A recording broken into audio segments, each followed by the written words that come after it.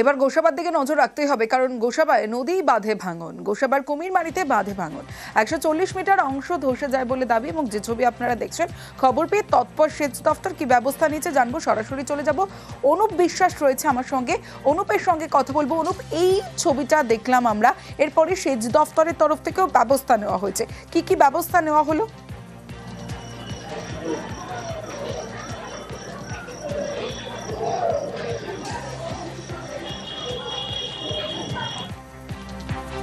কথা বলবো, তার আগে গোসাবার ছবি আপনাদের দেখাচ্ছি, যেখানে নদী বাঁধে ভাঙন। গোসাবার কুমিরমারিতে বাঁধে ভাঙন, 140 মিটার অংশ ধসে যায় বলে দাবি। খবর পেয়ে তৎপর সেচ দফতর, বাঁধ মেরামতি শুরু করেছে ইতিমধ্যেই সেচ দফতর। যে ছবি দেখছেন, যে বস্তা দিয়ে বাঁধ মেরামতি করা হচ্ছে, সেই ছবি দেখছি। খবর পেয়েই তৎপর হয়েছে সেচ দফতর।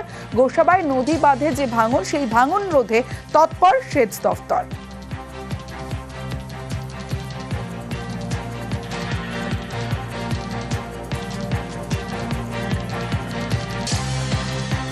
অনুপ রয়েছে, অনুপ আরো বিস্তারিত জানাবে। অনুপ,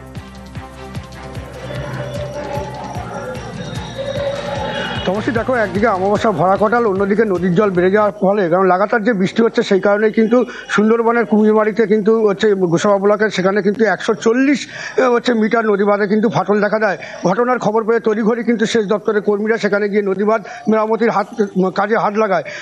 মাটির বস্তা দিয়ে এবং পলিথিন দিয়ে নদী বাঁধ মেরামতি করার চেষ্টা করে, এবং পাশ থেকে স্থানীয় মানুষজন থেকে শুরু করে ব্লক প্রশাসনের কর্মীরা এবং পঞ্চায়েতের সদস্যরা তারা ইতিমধ্যে সেখানে কিন্তু নদী বাঁধে হাত লাগায় এবং মাটি কাটার হাত লাগিয়ে সেই নদী বাঁধে কিন্তু ফাটল রোধ করে। তবে এই যদি ফাটলটা ভেঙে যেত, তবে কিন্তু এলাকার কিন্তু প্রচুর ক্ষয়ক্ষতি হতো। এর ফলে কিন্তু একদিকে ধান জমি, মাছের চাষ এবং ঘর বাড়িতে জল ঢুকে যেত। এই ঘটনা কিন্তু এলাকার মানুষজন যথেষ্ট আতঙ্কে রয়েছে। তমস্বী, বেশ। বীরভূমের নানুরে বোমাবাজি, আর বোমাবাজির মুহূর্তের ছবিটা আগে আপনাদের দেখাবো। দেখুন, ধূপসরার উপপ্রধানের বাড়ি লক্ষ্য করে বোমা, প্রায় 1 ঘন্টা ধরে এই বোমাবাজি করা হয়েছে, এমনটাই অভিযোগ রয়েছে। সরাসরি চলে যাব, ইন্দ্রজিৎ রুজ রয়েছে আমার সঙ্গে, ইন্দ্রজিতের সঙ্গে কথা বলবো। তার আগে যে ছবি আপনাদের দেখাচ্ছি, বীরভূমের নানুরে বোমাবাজি, আর বোমাবাজির সময়ের যে মুহূর্ত, সেই মুহূর্তের ছবি দেখাচ্ছি আপনাদের। এবং 1 ঘন্টা ধরে এই বোমাবাজি চলেছে, এমনটা অভিযোগ। কিন্তু কি কারণে এই বোমাবাজি? সরাসরি চলে যাব, ইন্দ্রজিৎ রুজ রয়েছে আমার সঙ্গে। ইন্দ্র, কি কারণে এই বোমাবাজির ঘটনা, তাও আবার উপপ্রধানের বাড়ি লক্ষ্য করে?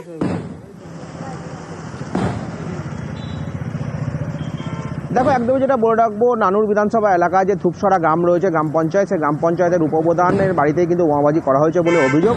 এবং মূলত উপপ্রধান যেটা জানাচ্ছেন যে এলাকার যে সমস্ত দুষ্কৃতীরা তারা কিন্তু এলাকা দখল করতে চাইছে, এবং তার জন্য তিনি কিন্তু পঞ্চায়েতে যেতে পারেন না, এবং তার জন্য এলাকা দখল করার জন্যই তার বাড়িতে বোমাবাজি করা হয়েছে। এবং একটি ভাইরাল ভিডিও তিনি দিয়েছেন, যে এটাতে হচ্ছে তার বাড়ি নিক্ষেপ করে বোমাবাজি করা হচ্ছে সেই ভিডিও।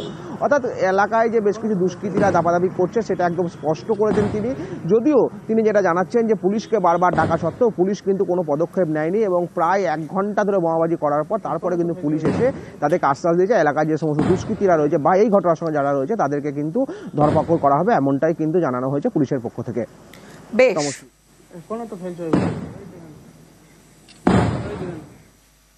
ফের বাংলা বলায় বাংলাদেশি তকমা, ওড়িশায় ফের আটক বাংলার 19 পরিযায়ী শ্রমিক। অভিযোগ, বাংলায় কথা বলায় বাংলাদেশি বলে সন্দেহ। আটক নলহাটির শুক্রাবাদ গ্রামের 17 এবং বীরভূমের পাইকর থানা এলাকার 2 পরিযায়ী শ্রমিক। সরাসরি চলে যাব, আমার সঙ্গে আমার প্রতিনিধি অক্ষয় দিবার রয়েছে, কথা বলবো অক্ষয়ের সঙ্গে। অক্ষয়, যে বিষয়টা জানতে চাইবো যে কি কারণে, মানে তাদের কাছে কি বৈধ নথি ছিল না, কি কারণে এভাবে আটক করা হলো, এখনো পর্যন্ত পরিবার কি বলছে?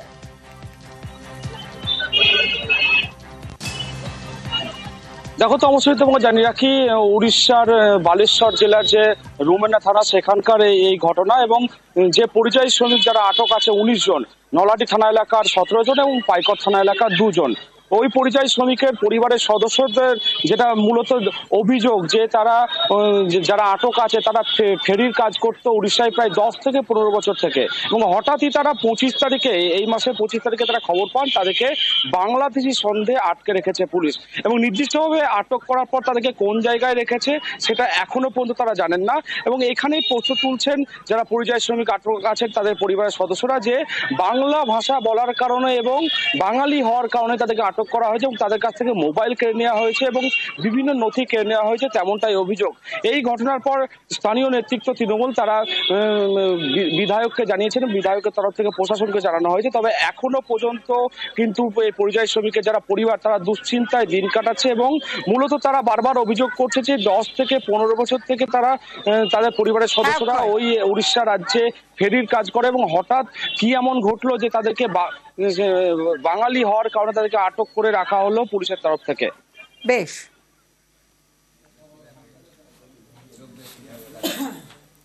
ওড়িশায় আটক বাংলার শ্রমিক যে ছবি দেখলেন, অন্যদিকে দিল্লিতেও একই ঘটনা। বাংলায় কথা বললেই বাংলাদেশি বা দিল্লিতে আটক দিনহাটার 8 জন বাংলাদেশের সন্দেহে আটক করা হয়েছে। দিনহাটার 8 জনকে, শিশু মহিলা সহ 8 জনকে আটক করা হয়, তবে একজনকে ছাড়া হয়েছে, বাকিরা এখনো বন্দী। সরাসরি চলে যাব, শুভঙ্কর সাহা রয়েছে আমার সঙ্গে। শুভঙ্কর, যে একজনকে ছাড়া হয়েছে কি হিসেবে ছাড়া হয়েছে?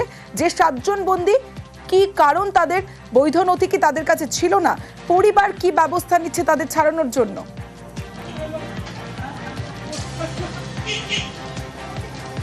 হ্যাঁ তমশ্রী, তোমাকে জানিয়ে রাখি, এই যে 8 জনকে ধরা হয়েছিল এরা সবাই দিনহাটার বাসিন্দা। এদের মধ্যে দিনহাটা শহর সংলগ্ন পুটিমারি এলাকার এক বাসিন্দা রয়েছে, যে বাংলা ভাষায় কথা বলে, কিন্তু সে যেহেতু আগের থেকেই ভারতীয় তাই তাকে বৈধ নথি রেখে ছেড়ে দিয়েছে। কিন্তু বাকি যে 7 জন আটক হয়েছে এরা হলো সাবেক ভারতীয় ছিটের বাসিন্দা, অর্থাৎ ছিটমহল বিনিময় হয়েছিল 2015 সালে। সে সময় এই বাসিন্দারা কিন্তু তারা ভারতবর্ষে প্রবেশ করেছিলেন বৈধ নথি, তারপরে পরবর্তীতে তাদের ভারতের নাগরিকত্ব দেওয়া হয় এবং তারপর থেকেই তারা দিনহাটার যে সেটেলমেন্ট ক্যাম্প সেখানেই কিন্তু তারা বসবাস করতেন এবং যেহেতু তাদের কোনো কর্মসংস্থানের কোনো বিষয় ছিল না, সে কারণেই তারা দিল্লি, হরিয়ানা সহ বিভিন্ন ইটভাটায় কাজ করতে যান এবং বিগত দিনেও গিয়েছিলেন। কিন্তু দিন দুয়েক আগে এই যে 8 জন, একটি 3 পরিবারের 8 শিশু সহ মহিলা সহ 8 জন রয়েছেন, এদেরকে আটক করে দিল্লি পুলিশ এবং যেহেতু তারা বাংলা ভাষায় কথা বলছিলেন, পুলিশের সন্দেহ হয় এরা বাংলাদেশী, তাদের কাছে বৈধ কাগজপত্র রয়েছে, আধার কার্ড রয়েছে, ভোটার কার্ড রয়েছে, তারা ভোট দিয়েছে, তা সত্ত্বেও তাদের আটকানো হয় এবং সে কারণেই বাসিন্দারা উদ্বেগে আছেন। তারা দিনহাটা থানায় দ্বারস্থ হয়েছেন। রাজ্য মনে করো বাইরে আমরা কাজ করি, কোনো দাদা এগুলো কাজ থাকার কারণেও লোক ধরে নিয়ে যাওয়া হয়েছে। কে ধরছে? বাংলাদেশি মনে করি ধরা হয়েছে। কে ধরেছে? প্রশাসন, হরিয়ানার পুলিশ ধরেছে। মানে আপনাদের পরিবারের লোককে ধরেছে? তারা কতদিন থেকে হরিয়ানায় থাকেন? হরিয়ানা 6-7 টাকা গিয়েছিল এখান থেকে ভোটার কাজ করার জন্য। আপনারা তো সাবেক ছিটমহল বিনিময়ের ফলে এখানে এসেছেন। সরকার তো বৈধ কাগজপত্র দিয়েছে, ট্রাভেল পাস দিয়েছে, সব আছে। তো যখন পুলিশ ওখানে আপনাদের পরিবারের লোককে ধরলো, তারা কাগজগুলো দেখালো না? সব কাগজ শো করেছে ওখানে, কিন্তু কেউ মানেনি। কি বলে তখন? মানে না, লোকজন মানে না। কারণ তারপর মনে করে যে বাঙালি বলতে বাংলাদেশি, বাঙালি বলতেই বাংলাদেশ বলতে বাংলাদেশি। ওরা একবার 2 মাস আগে একবার নিয়ে গেছিল, 1.5 মাস আগে, তারপর ছেড়ে দিয়েছে। এখন ফের ভাটা বন্ধ হয়ে গেছে, পেমেন্ট হওয়ার পরে নিয়ে গেছে সবাইকে। কতজনকে নিয়ে গেছে? টোটাল 7 জন। 7 জনকে নিয়ে গেছে।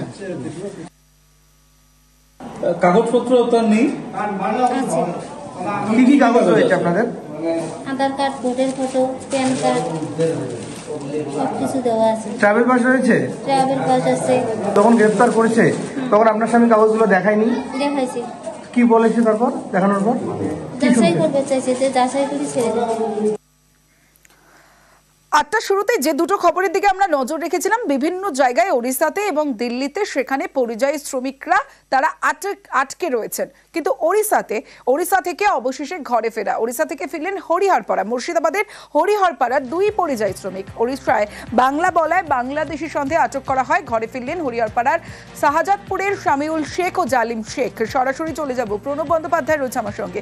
প্রণব, এই যে ঘটনার সম্মুখীন হয়েছেন শামিউল ও জালিম, এরপরে কি ফের অন্য রাজ্যে কাজে যাবার সাহস পাচ্ছেন তারা? কি বলছেন?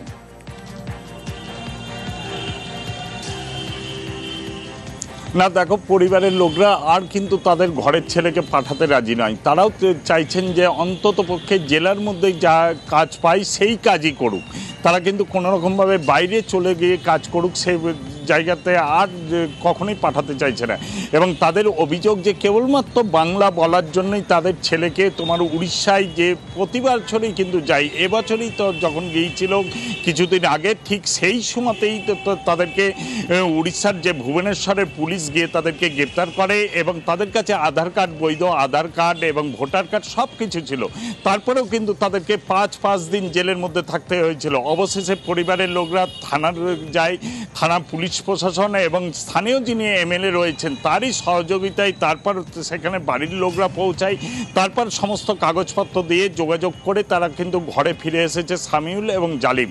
সেই কারণে পরিবারের লোকরা চাইছে যে এখানেই যেটুকু রোজগার হয় জেলার মধ্যেই কাজ করুক এবং ঘরের ছেলে ঘরে থাকুক, কারণ তারা আর বিশ্বাস রাখতে পারছে না, ভরসা রাখতে পারছে না। কারণ তাদেরকে আবার যদি সেইভাবে তাদেরকে বাংলা বলার কারণে তাদেরকে এইভাবে জেলের মধ্যে ঢুকতে হয়, সেটা কিন্তু মেনে নিতে পারছে না। সেই কারণে তারা রাজ্য সরকারের কাছেও কাতর আবেদন জানিয়েছে, যেমন করে হোক এখানে কাজের ব্যবস্থা করে দিক। তাই সেই কাজ নিয়ে কিন্তু তারা অন্তত পক্ষে বাড়ির মধ্যেই থাকুক ছেলেরা, সেটাই কিন্তু চাইছেন এলাকাবাসীরাও। বেশ, ছেলে আমার যখন বাড়িতে ছিল না তখন বাড়িতে কাঁদাকাটি, খাওয়া দাওয়া নাই, বাড়িতে সবসময় মানে টেনশন, চিন্তা, যে ছেলে আমার কি খেলু না খেলু, আমার ছেলে খোঁজ খবর পায়নি, ছেলের সাথে কথা হয়নি, তাই তো মায়ের জানে তো হবেই। আমার ছেলে এখন আমার বুকে ফিরে এসছে, এখন আমার ছেলে আমার কাছে এসছে, এখন তো আমার ভালোই লাগবে। বাংলায় কথা বলছি আমরা, বাংলাদেশি এই হিসাব করে নিয়ে গেছিল, আটকে রেখেছিল। তারপরে এখানে থেকে যোগাযোগ আমাদের থানা থেকে করে তখন অনেকে ছেড়ে দিল, জেলার পুলিশ প্রশাসন, তারপরে নিয়ামত শেখ সবাই, হ্যাঁ এরা নিয়ামত শেখ সহযোগিতায় বাড়ি আসলাম।